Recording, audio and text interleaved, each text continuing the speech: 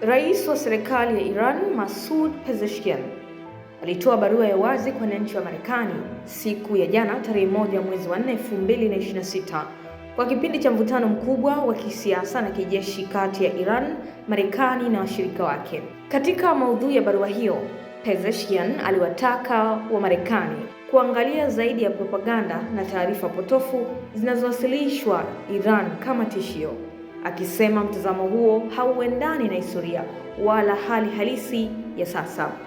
Alieleza kuwa mara nyingi mataifa makubwa hutengeneza adui ili kuhalalisha vita, matumizi ya kijeshi na maslahi ya kiuchumi kama silaha na rasilimali. Aidha, alisisitiza kuwa watu wa Iran hawana uadui na wananchi wa Marekani, Ulaya na mataifa jirani, na kwamba hata katika historia yao wamekuwa wakitofautisha kati ya serikali na wananchi. Kauli hiyo ililenga kupunguza chuki baina ya raia wa nchi hizo mbili na kujenga taswira ya Iran kama taifa linalotaka amani.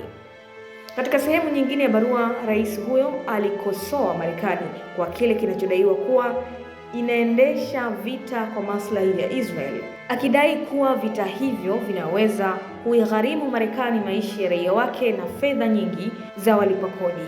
Pia alihoji kama kweli sera ya America First inalinda maslahi ya wananchi au inawanufaisha wengine.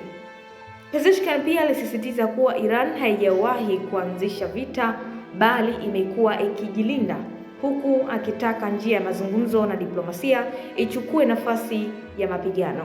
Alionya kuwa kuendelea na vita kunaweza kusababisha madhara makubwa, si kwa Iran pekee bali kwa dunia nzima, ikiwemo uchumi na usalama wa kimataifa.